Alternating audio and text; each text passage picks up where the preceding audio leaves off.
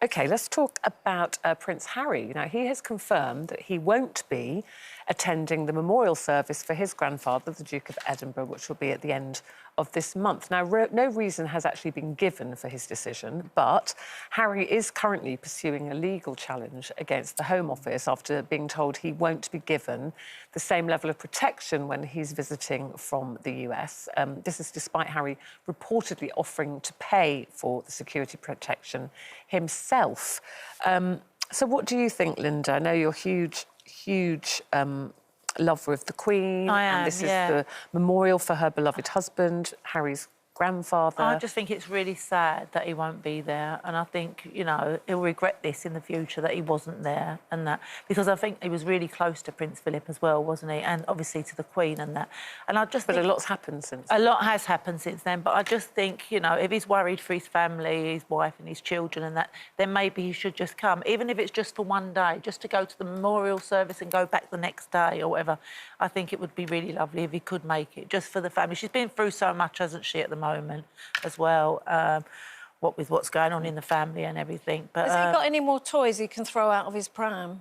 Is that how you feel about it? That is how I feel about it. It's like, you know, I just don't think there's any excuse for him not to attend this memorial. Well, he says he doesn't feel safe. Well, but the royal family have got protection, and he'll be with the royal family. The whole royal family is going to be there. Do you think there'll not be any kind of protection? You know, what makes him so special? Why does he think that there's more of a threat to him or to if he's there, to the rest of his family? I mean, it's just, I don't know, I'm just so bored of him and his excuses. It's not good enough, and he's not doing himself any favours at all by not going. I mean, it's just going to make him look worse. Everyone says stop slagging him off, but what do you expect? I mean, the thing is, what if he is very scared?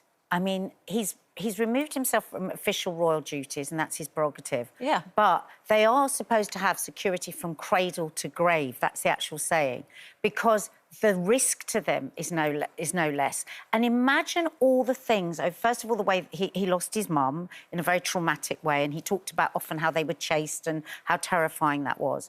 And then if you think about all the things over the years that he will have known were planned for him that actually weren't pulled off. I mean, for instance, one of his ex-security people from Scotland Yard's Simon Morgan, he was his personal protection officer.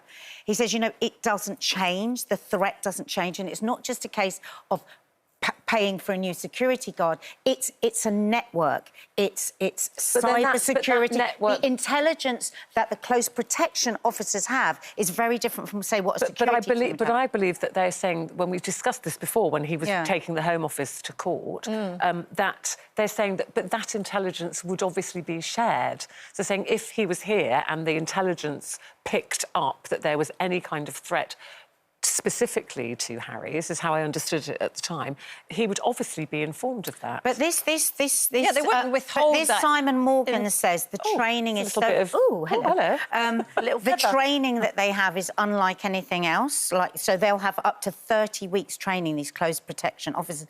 And I'm imagining that what Harry's almost saying is, can I have those guys? I'll pay for them. But that's what they're saying, but they're not for hire. But you can't but they're not for hire. We've had this conversation. You can't. But they should. But they should be, because it wasn't his fault that he was born a prince. Well, no, but it was his fault that he opted out and decided not to do any royal duties. He shouldn't opt out of being safe. I mean, they say there's no less threat to him for kidnapping or for some sort of hate crime. They are under now. But he has literally opted out of the royal Simon Morgan family. says that Meghan will have had to go through training of what to do if she were kidnapped. You know, I mean, these are very frightening things. They all have to do that. No, I know, but they all have that continued protection, which they don't. He can't have they don't have that technique protection anymore.